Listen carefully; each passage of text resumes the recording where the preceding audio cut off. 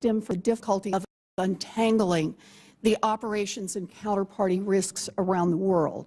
So what I'd like to know is, how has Treasury managed systemic risk questions posed not just by Citigroup, but by all of the large companies, but particularly by Citigroup, and consultations with your regulatory counterparts around the globe? What are you doing about that? Are we any safer than we were a year ago? There are continuous conversations with financial leaders around the world. And I think you've seen them say that there's closer coordination today and much better communication. Well, I'm glad that there may be more coordination. Let me ask it in the more specific, perhaps, with Citi. Are you making any effort to separate Citi's activities, its counterparty risks and operations around the world that we say cause systemic failure, or systemic failure would be caused if they failed? Are we making any effort to segregate that, say, from their trading activity? That's a fairly high-risk undertaking. Again, as you know, we've made many statements and taken the initiative to request major changes in financial regulation in this country, which could address a number of those issues. For example, insisting on capital adequacy, comprehensive oversight of these institutions, and very important, a resolution authority so that no institution, and the government would not be put in a position of having to take over an institution or to somehow support it. Mr. Assistant Secretary, yes. I appreciate the need for reform of the financial system. And looking forward, I think that's exactly what we have to do. The question, however, is that we have a system in place right now. Treasury came to the United States Congress and said in October of 2008, we have to have $700 billion or the economy will fail.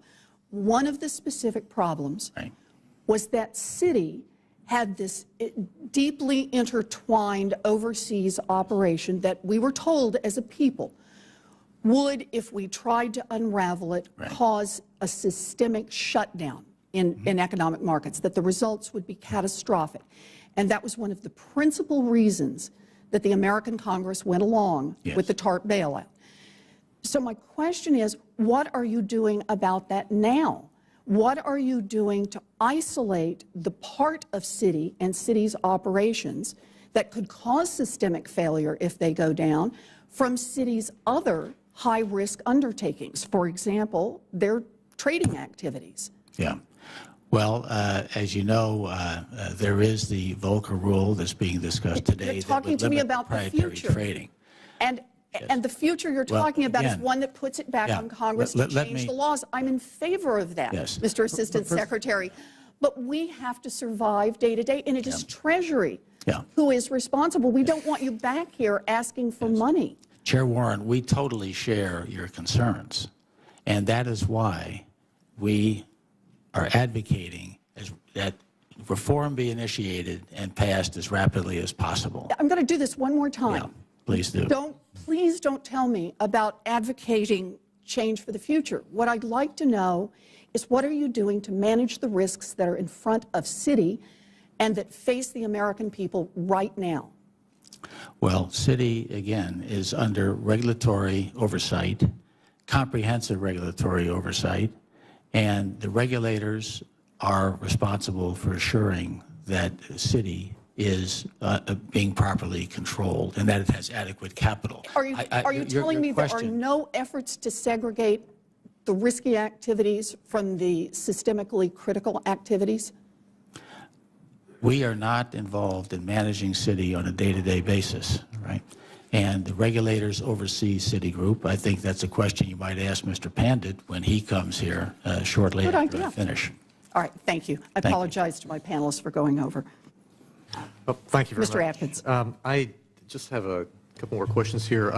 One with respect to, there was an interesting article by Reuters yesterday about a small Midwestern bank called Midwest Bank Holdings. This is a little bit off topic, but it'll get back to the topic in a second. I just want to read it here. A small Midwestern bank has negotiated with the U.S. Treasury for taxpayers to essentially buy the bank shares at an above market value price in an unusual transaction reflecting how the government's bank investments are entering a new phase. Midwest Bank Holdings agreed to swap $84.8 million of preferred shares that sold to the U.S. government in 2008 for securities that will convert to about only 15.5 million of common shares, roughly an 80% loss to taxpayers. And it quotes hedge fund managers, there's a lot of funny stuff going on here. In Section 101 of ESA, it basically says that the Secretary shall take such steps as may be necessary to prevent unjust enrichment of financial institutions participating in a program, including by preventing the sale of a troubled asset to the Secretary at a higher price than what the seller paid to purchase the asset. So I was wondering if you have if you can elucidate us with respect to this particular transaction, and does this portend a change with respect to Treasury's view of the assets that it holds under TARP in the remaining banks? Yeah. As we looked at the situation of Midwest Bank, we determined that the best way to protect the taxpayers' investment would be to convert our position into mandatory convertible preferred on the condition that that bank raise additional capital, a substantial amount of additional capital from public sources. So this is all about protecting the taxpayers' interest and preventing, we hope, further erosion in our position with that bank. Okay, so again, I mean, I know you've said that you can't really speculate with respect to Citibank, and again, we have a huge interest in that particular company, and a huge number of shares are outstanding. So you might consider other sorts of situations like this that might convert what we currently hold into other sorts of security interests in the company. Well, our interests are protecting taxpayers and their investments.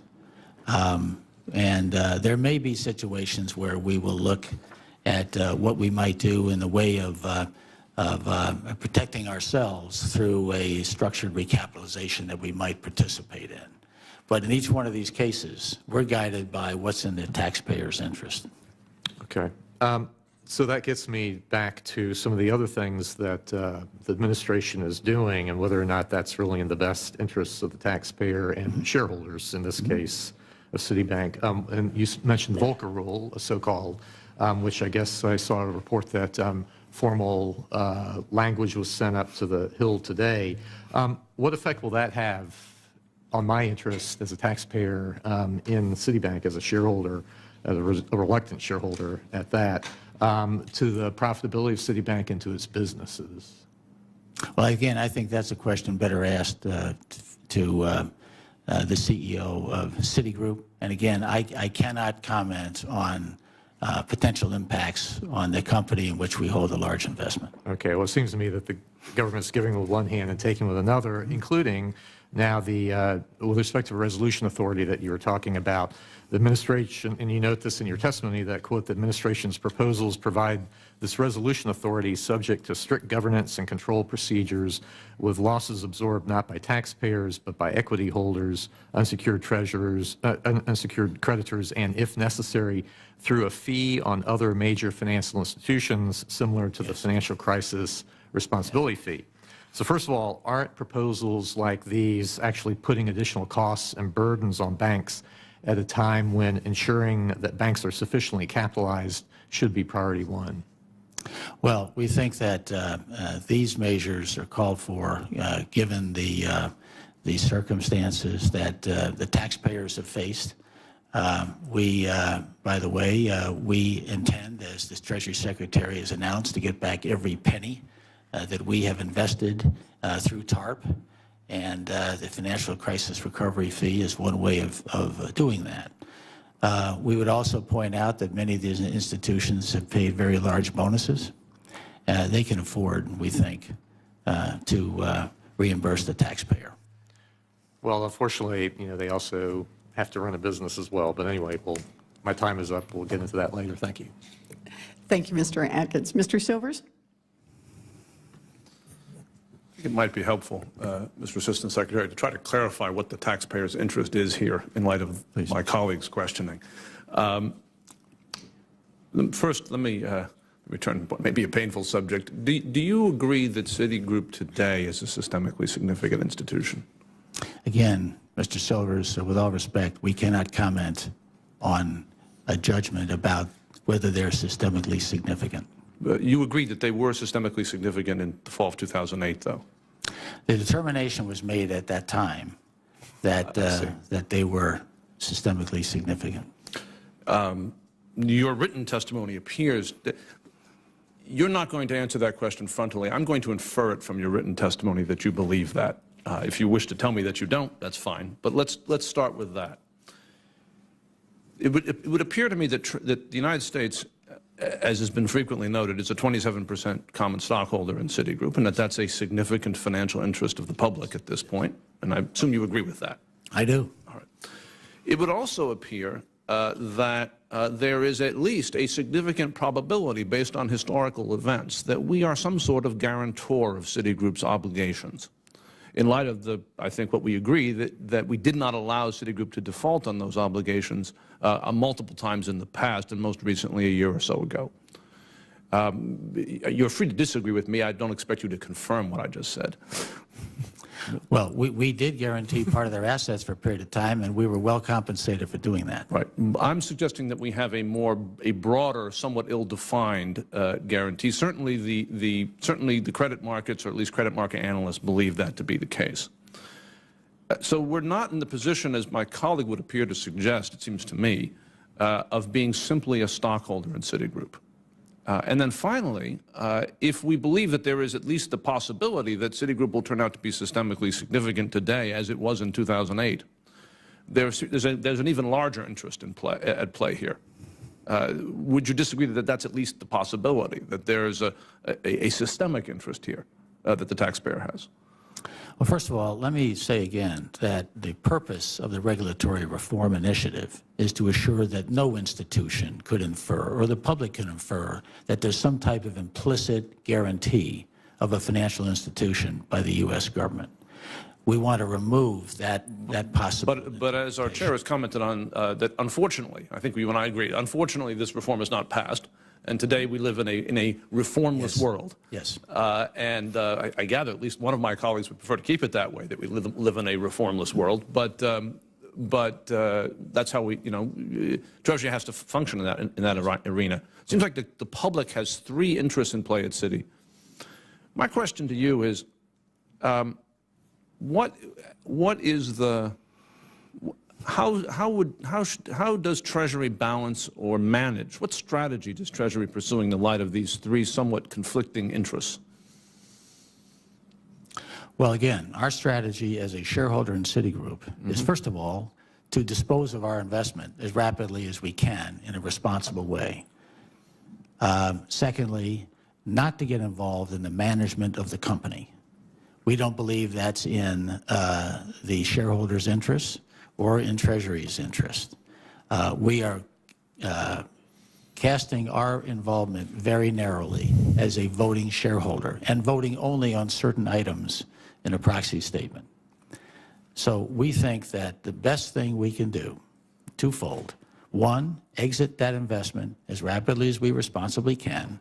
And secondly, push hard for financial reform, let me say it again, to make sure that the U.S. taxpayer is never again put in a situation like we face today, with Citigroup owning 27% of that company.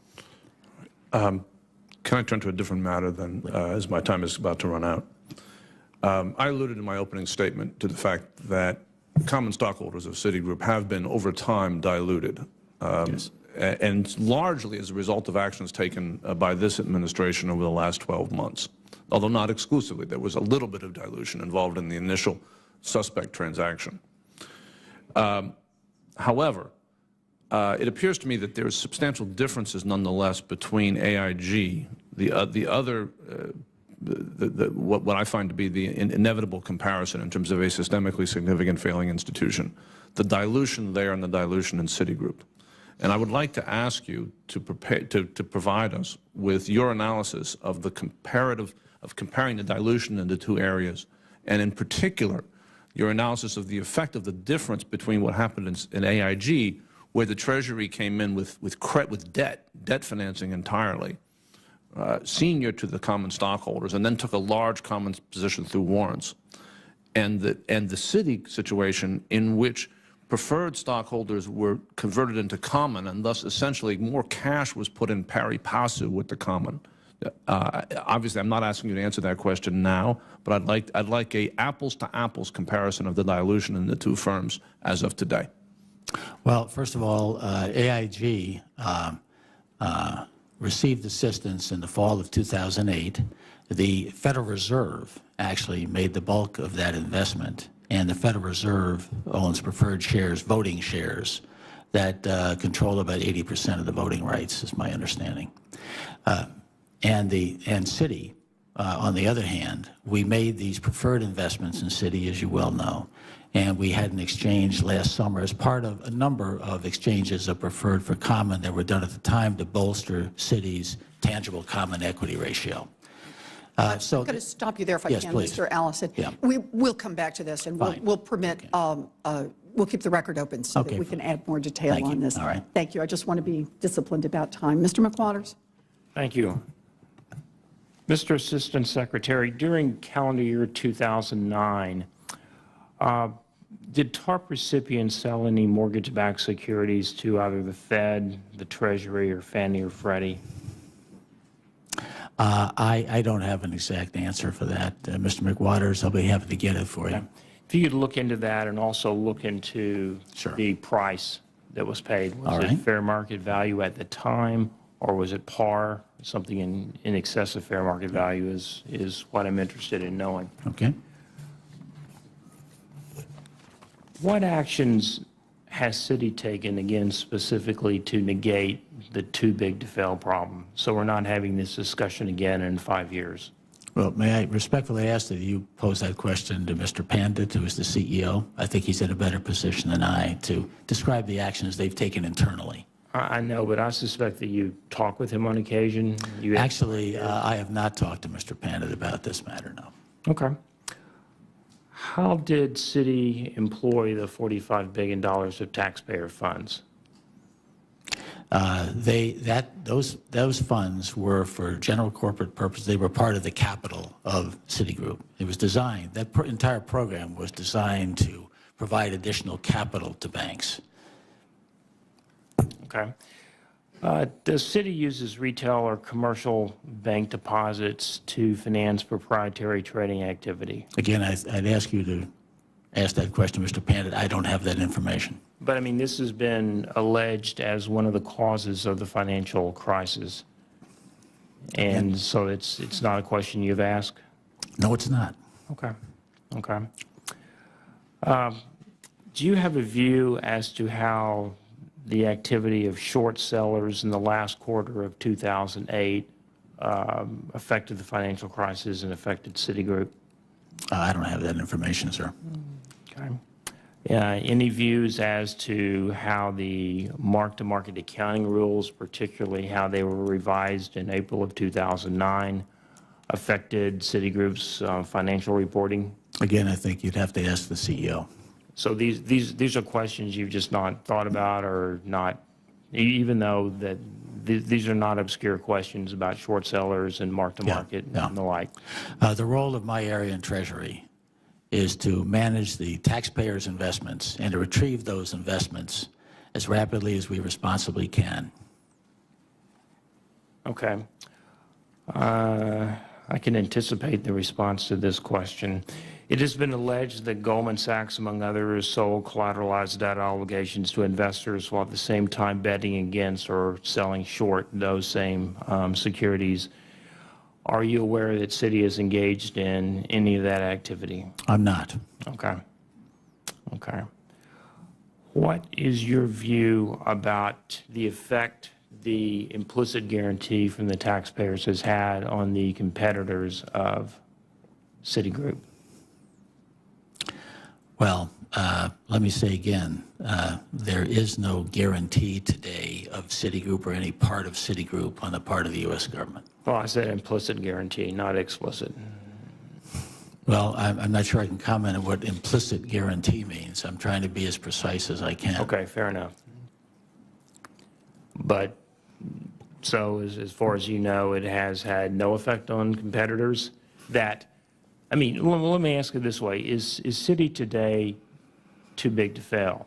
I mean, if the answer is no, it can fail and be liquidated, then I would say it would have no effect on competitors. But I mean, is Citi too big to fail today? Again, as I've testified and as I've said before, I can't comment on the condition of Citigroup since the U.S. Treasury is a major holder of their shares. Okay, my time is nearing the end, so I will stop there. Thank you, Mr. McWaters. Superintendent Neiman? Thank you. I intend to ask Mr. Pandit about their progress in preventing foreclosures. I'm going to be particularly interested in their modification process, and particularly around conversions from trial mods to conversions. And I think this is more than just a process question. I think some people tend to forget that the reason we are in this financial crisis is because of the foreclosure crisis. And until we solve the housing and foreclosure crisis, we will never be assured of financial stability. So I think it is an important part of this hearing and important part of the TARP program.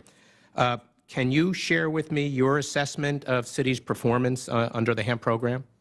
Yes, sir. Like other banks, we think they got off to a pretty slow start.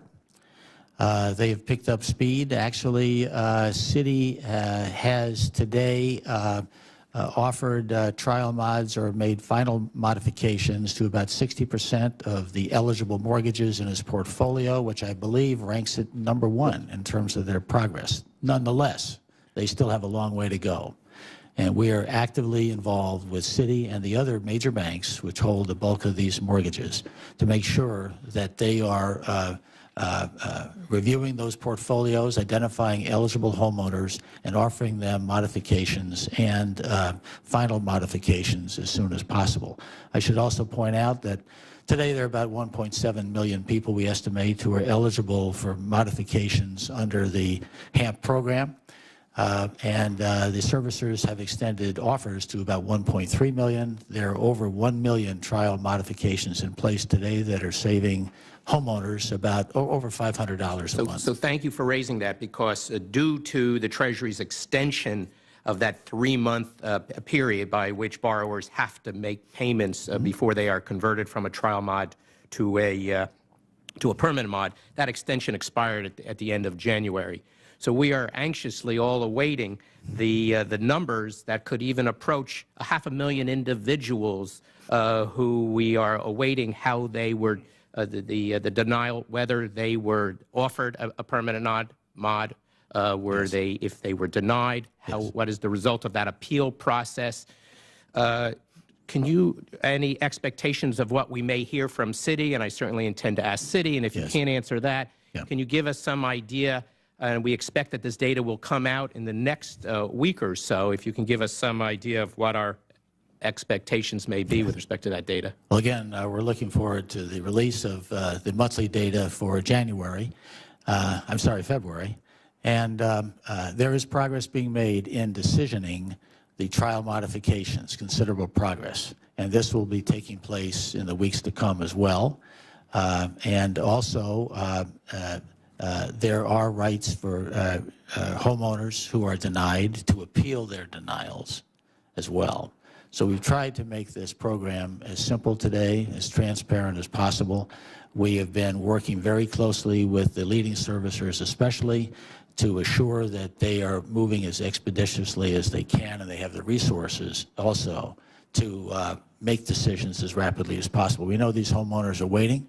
In the meantime, though, they're still saving an average of over $500 a month, and we are... but to the extent that they are denied a permanent mortgage conversion, there's a question of whether they would have been better off pursuing another alternative, whether short sale and look to rent, as opposed to staying in a trial modification for 3, 4, 5, 6 months. I do want to, because in recognition of the challenges in conversion and those low conversion rates, you have announced a new system going in June 1 that will now require documentation up front. And I think there's certain benefits to that. But do we run a risk of shifting the problem? Yes, we will have higher conversions, but will we have fewer people entering the process unless we really modify those documentations? I think that's a good question. It's one we've been concerned about as well, and that's why we've tried to simplify the documentation requirements. And also, we provide the documents that a homeowner may need on our website, as well as voluminous information about how to apply, how to go through the process, how to make appeals. Now, March 1 was the date I think we were previously given about having that web portal up and running so borrowers can identify. Can you give me an update on the status of expanding that? I think we were told earlier that there were going to be over 100 servicers participating by March 1 on that web portal. I don't have the exact number of servicers that are participating, but that program has been moving ahead very rapidly, and we'll continue to make enhancements to that website going forward. And I would also point out we've had millions of people access the website. So, and also, let me mention, we're working closely with counselors around the country and holding events throughout the country to bring people in who may be eligible for this program and help them have their mortgages modified as rapidly as possible. well, we look forward to the reports and in your efforts of transparency, understanding clearly how those individuals were treated. Thank you. Thank you. Thank you, Mr. Assistant Secretary. I have one last question on behalf of the entire panel. And that is, are you saying today that no one in Treasury monitors the financial condition of Citi, and that no one in Treasury is trying to manage the systemic risk that Citi poses? Or are you saying that that's just not your job? We do look at, obviously, public information about Citigroup. You don't have any private conversations with Citi? I personally have not had additional information from them? I think that there have been conversations with Citigroup over time. Right? I myself have not had conversations with Citigroup management about the condition of the company and with the CEO about that subject. So are you telling me, that was my question, that no one in Treasury is systematically observing and monitoring the financial condition? There are, of Citi? Citi does visit with us from time to time and provide updates on their situation. So I'm still trying to understand. Yeah. So that means we just had the wrong witness here today? There were other people within Treasury who are engaged in these jobs. It's just not your job. I've participated in briefings in the past on Citigroup's situation. We do have conversations with Citigroup about their situation. Yes, that is true. All right. I appreciate it. Thank you, Mr. Assistant Secretary. I invite you to stay for the next panel. Thank you very much. To hear from Mr. Pandit. Thank you. Thank you. The witness is excused. Mr. Pandit.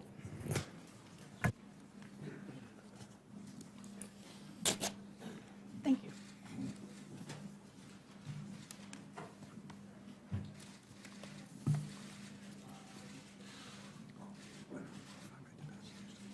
Oh, you did. You did. You did. Mr. Pandit, gentlemen, if you could excuse us.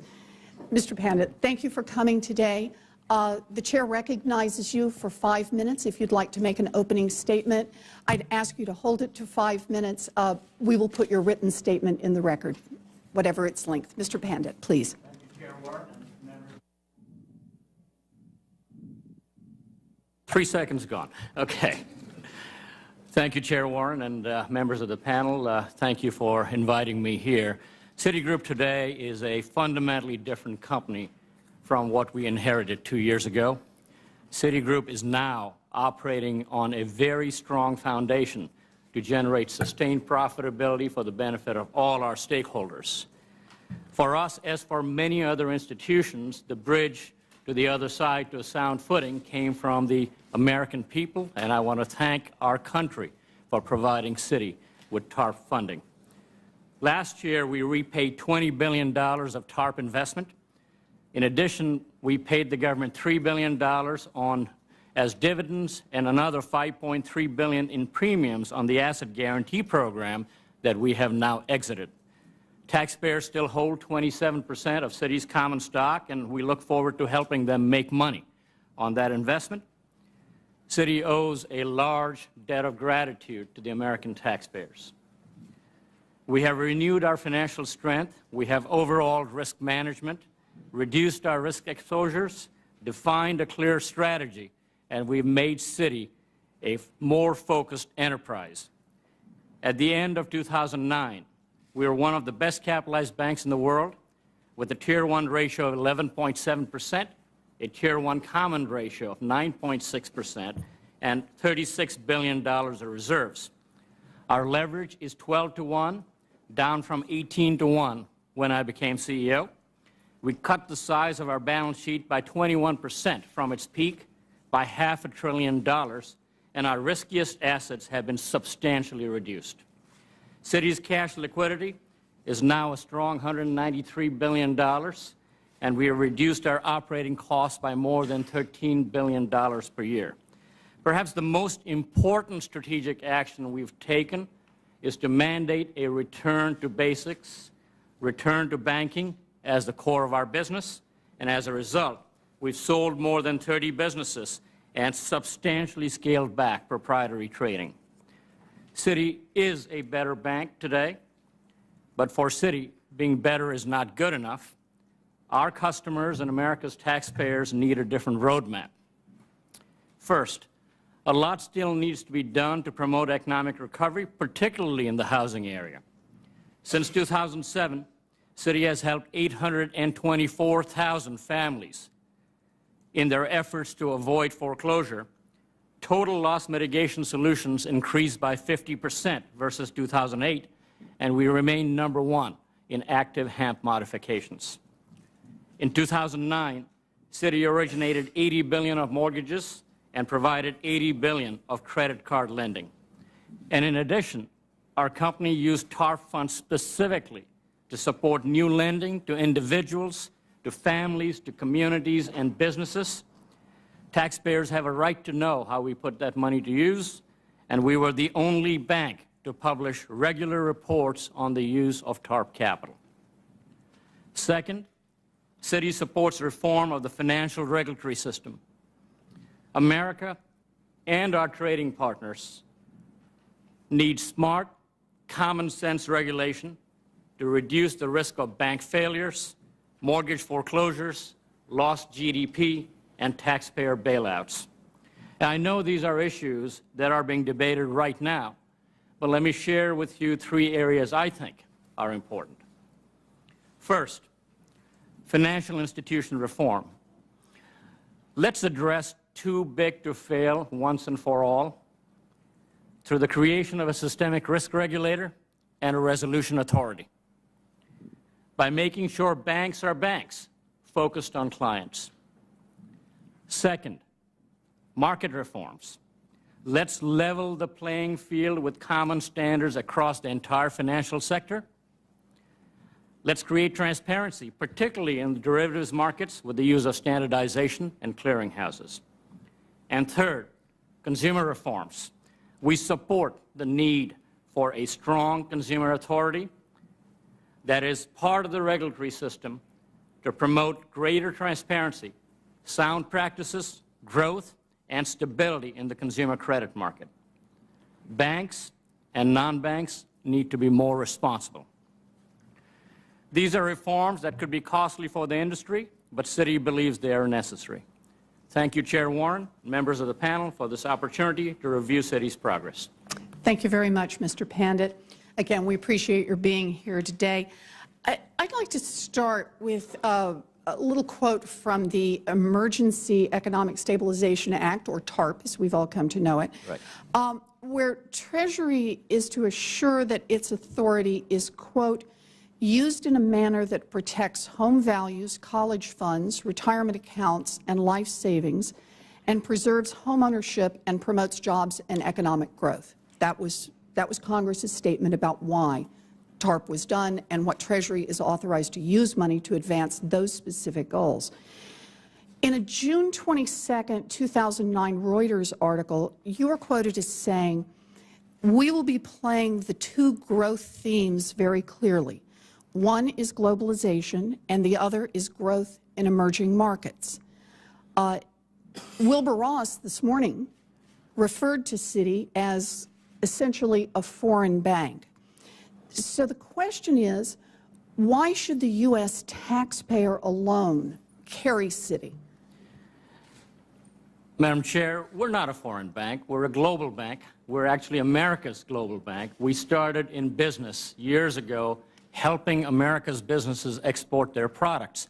And that's what we've been doing. And this particular time, as we need growth, as we need jobs, it's even more important that we help small businesses, medium businesses, and large businesses make those exports. As we do that, we need operations on the ground. And in many of these operations, we raise deposits to help large companies in the U.S. get loans on the ground they need.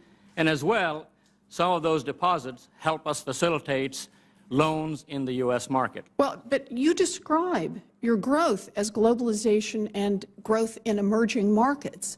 It sounds like these are your words about where you plan to expand your activities.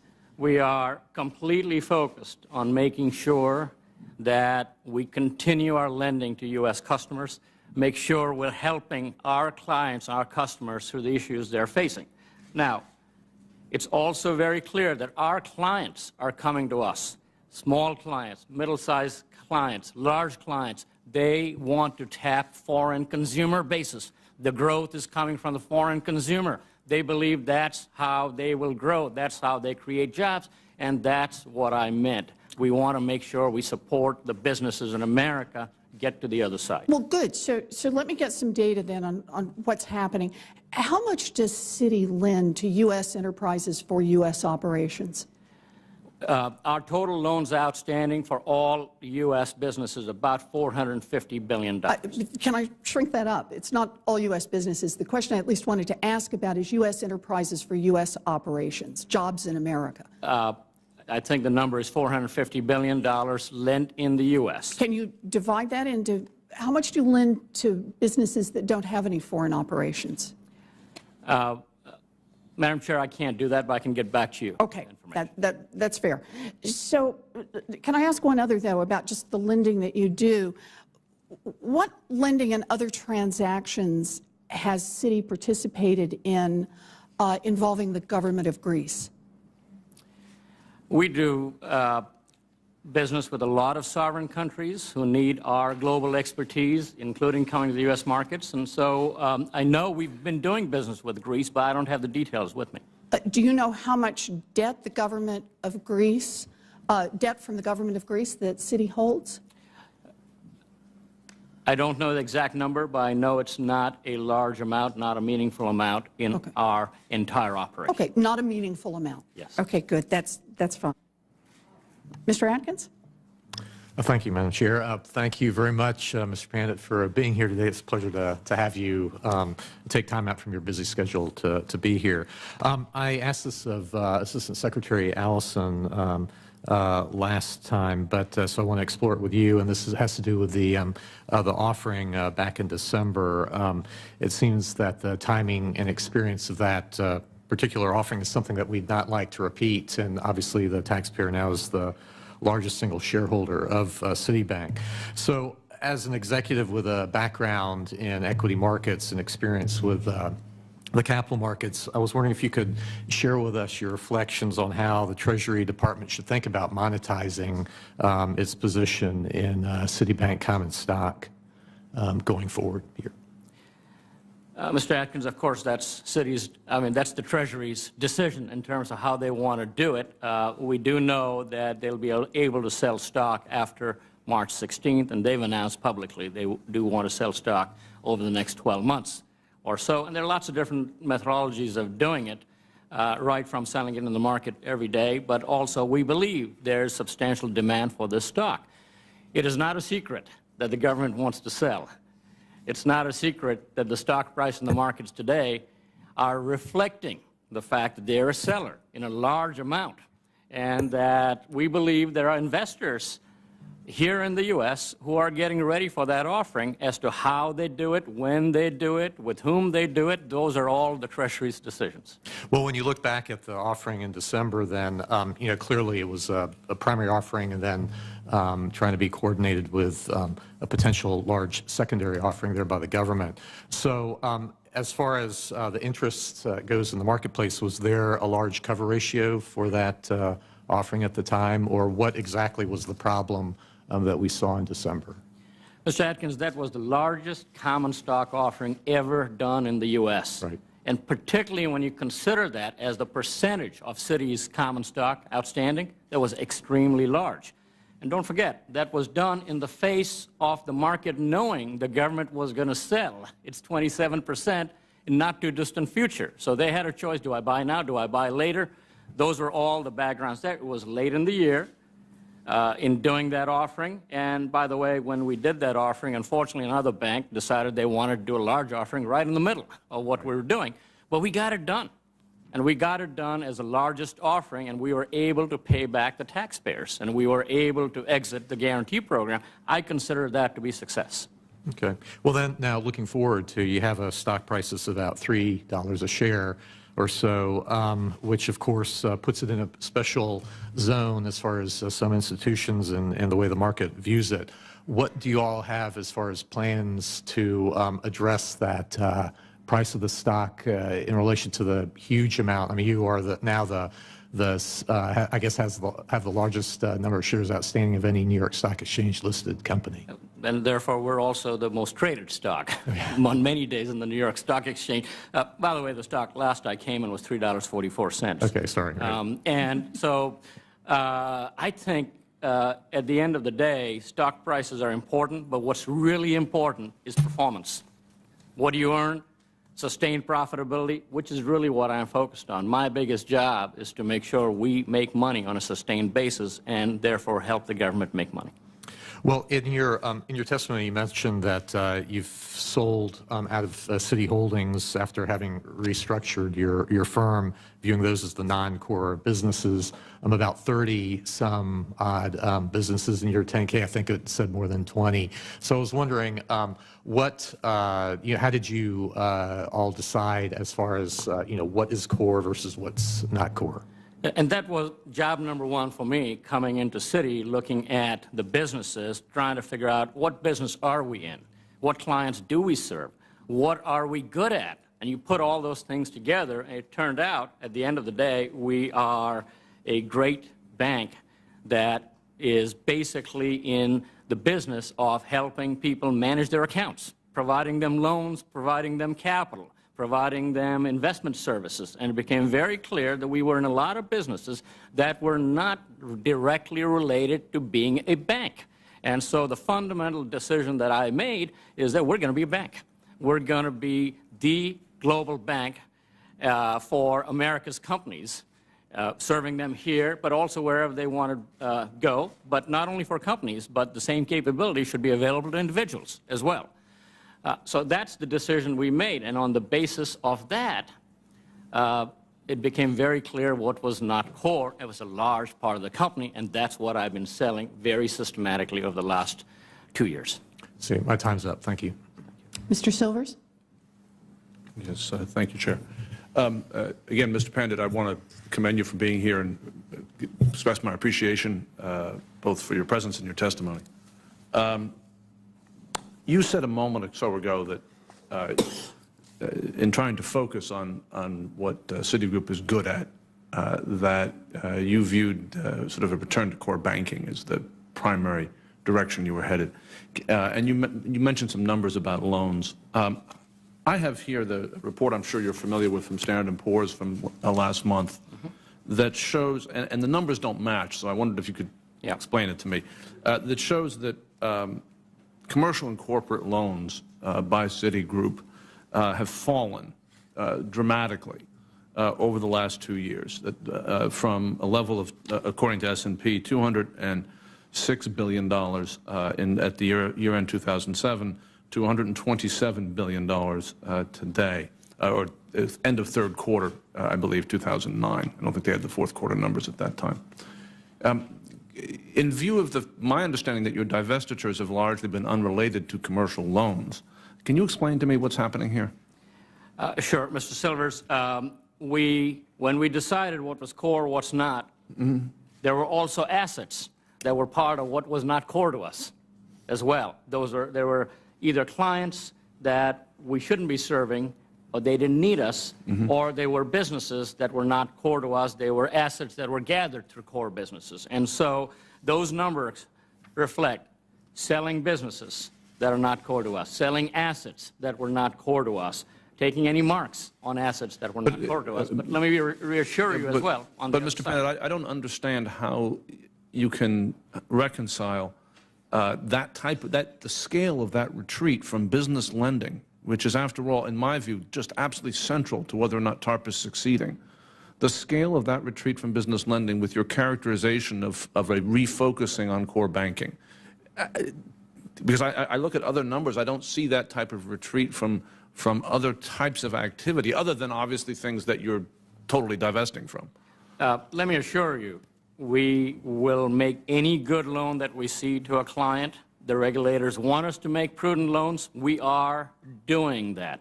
Some of those were leveraged loans. They were part of practices that we shouldn't have been part of. They're not core to the banking mission.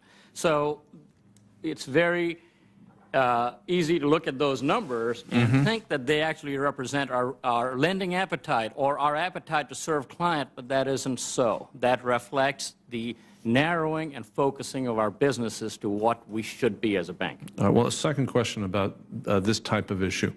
In the area of commercial real estate, which has been a concern of this panel, again, my survey of the data suggests a kind of flat line in terms of the total assets in commercial real estate at the holding company level portfolio of around $75–80 billion.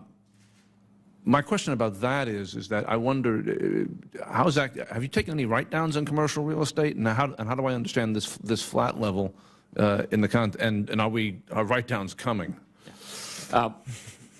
Number of things. One, a lot of that portfolio is mark-to-market. We have taken write-downs. Much of that portfolio is community lending, and that's money good as well. There are some accrual loans that we've made, and those loans are well reserved against. Let me also say that most of our loans are for office buildings against leases in some of the major metropolitan areas, so that's a very well scrubbed over portfolio. I'll make one more point on this, which is that that's less of an issue for Citi. Can I then turn to another question about your core strategy, and I think my time will then expire.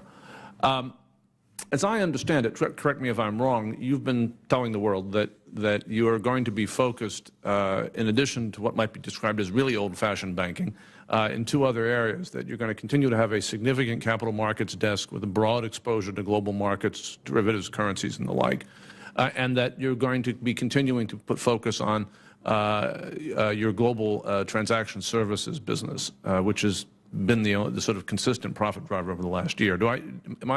Am I reading back to you correctly? That's correct, Mr. Silvers.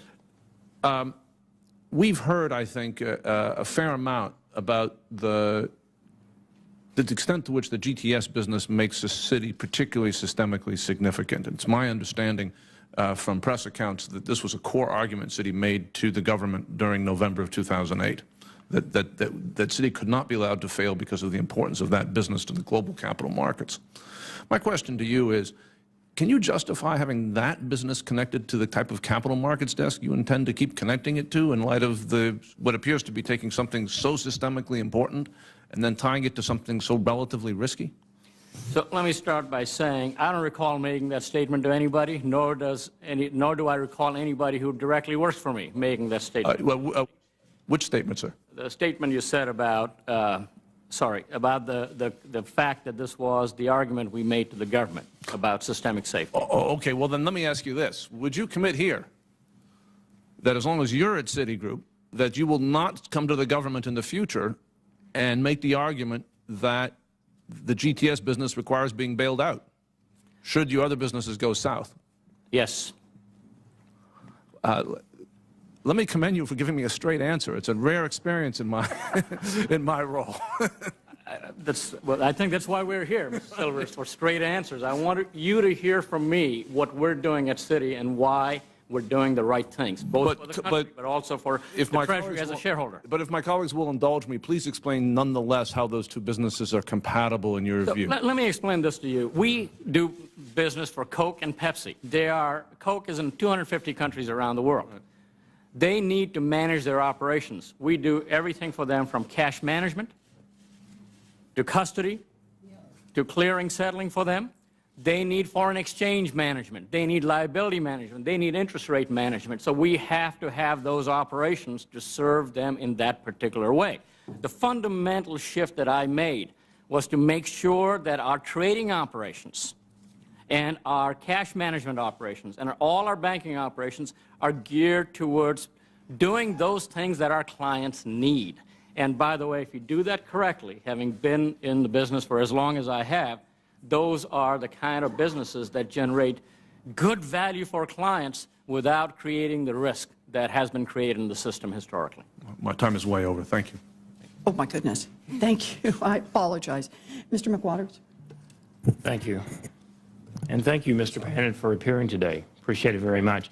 Do you have any reason to anticipate that Citigroup will need additional TARP funds? No. Great. On a fair market value basis, after considering contingent liabilities, is Citigroup solvent? Yes. Are any material divisions or subsidiaries of Citigroup insolvent? No. Let me be very clear. We look at the entire company, Citigroup, and what matters is that we're well capitalized, we have the reserves, we have the liquidity, and by the way, we stress ourselves very often to make sure that's always the case. Okay, speaking of stressing, if the stress tests were conducted again today under current economic conditions, would Citigroup be required to raise additional capital? And if so, how much do you think? No. No. Okay. Could you tell us why specifically Citigroup needed a TARP-funded bailout? What happened? What went wrong? Mr. McWaters, we came into this market, Citi came into this market with assets on which it took substantial losses in 2008. Now, we addressed that by raising $48 billion of capital in the market in early 2008. We sold another set of businesses to raise $10 billion of capital, and we got $25 billion from the government in the first TARP round.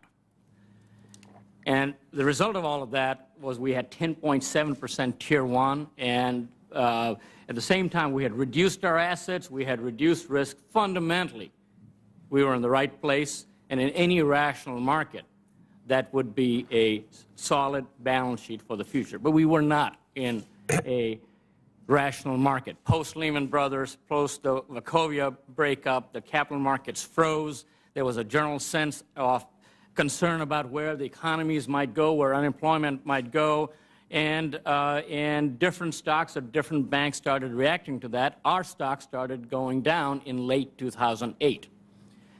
And so on that Friday, in late November, our stock was at $3.37. Now, in a market of that sort, unfortunately, sometimes stock prices can have an impact on confidence on all sorts of stakeholders that are out there. And rather than taking the risk, as we talked to the Federal Reserve, as we talked to the Treasury, the view was, let's take that issue off the table. That's what happened. Okay. What actions have you taken to negate your status as too big to fail? I mean, how can we get to a point realistically where if this happens again, Citi is simply broken up, sold off, or recapitalized by the private sector without government intervention? We have taken a number of steps, Mr. McWaters, to, first of all, it starts with capital. We have a very strong capital base, very strong liquidity, very strong reserves. That's the starting point on this. The second part is create earnings, which is why we took $13 billion of cost out of there. The third part of that is change your risk profile, and we've done that. Now, we still have some legacy assets. Citi came in with a group of assets into this environment, but we have changed that as well. We manage our regional businesses on the basis of cash on the ground, liquidity on the ground. We work with our global regulators. So we made significant changes in the financial health of the company. We've made significant changes in the risk management of the company, but we've also targeted the company towards those businesses that help clients and really don't necessarily create the risk that has been created in the past. But let me also say, I do think we need regulation, which is why I said in my opening statement, let's get to that resolution authority so that this never happens again. Okay, one more quick question. You are a veteran of the capital purchase program. What advice can you give for how that program can be improved? It's ongoing. I mean, there's money out the door. Not every institution is repaid TARP funds. How can it be improved?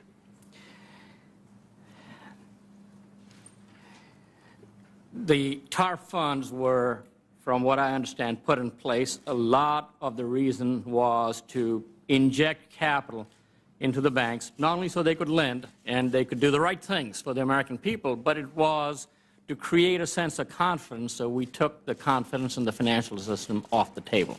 That was the point on that.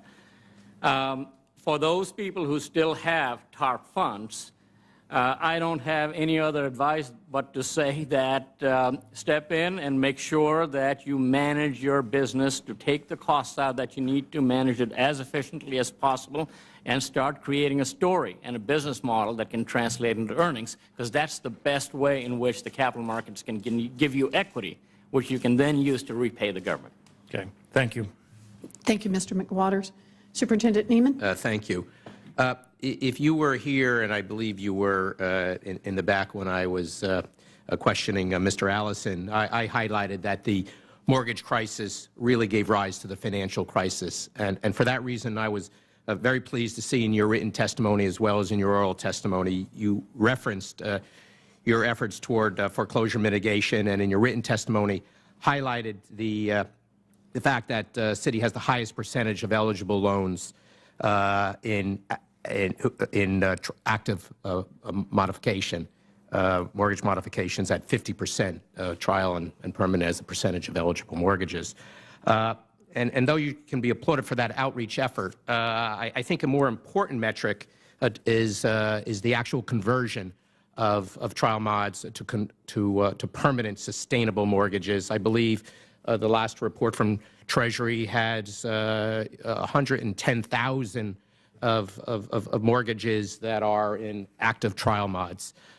With the extension of Treasury through January 31, we are now awaiting results from all institutions, but I think anxiously awaiting your results as well as to how those individuals were treated. And I think the important part is these are individuals who have been willing and able to make these reduced payments and are awaiting final determination. We know that there have been problems at servicers. We know there are problems in the appeal process. So can you give us any information about what we may expect to see in the decisioning with respect to those trial mods? Mr. Neiman, I completely agree with you that attacking the issue of housing is important for the economy, but particularly for our customers, our clients as well. We, as the Assistant Secretary said, we're #1 in active HAMP modifications right now. I think he stated 60% as the number. Right now, the ratio of completions is about 18% of that. We think that number is going to go up to 40% maybe pretty soon. That's where we think it's going to go. And not everybody who's gotten into that program is necessarily going to qualify because they may not have the documentation. They may not have the information that's necessary to do that, which is why what we've done is we've created a city modification plan on the other side. If you don't qualify and you don't meet every standard, we still have modification programs and plans available for these people who are going through this particular change. Do you see documentation? Because this has been an issue I've heard from other servicers. Partly, I think it's we've heard concerns on the resources and processes of the servicers losing documentation. We've heard instances of borrowers reluctant or producing wrong documentation. But I'm also very concerned that the Treasury has not given enough discretion to servicers and lenders to make those decisions. Have you found that, or would make any recommendations in changes in the HAMP documentation process? Let me say, by the way, the Treasury already has made changes, and they're all positive changes, and these are the kind of changes I think are going to have a positive impact on modifications as well. Let me also say we have 4,000 people that are doing this for us. I've hired 1,400 people in the last year to make sure we can help people get through these documentation issues. These are case-by-case issues. Do you, in your modification process, are you utilizing principal reductions, and could you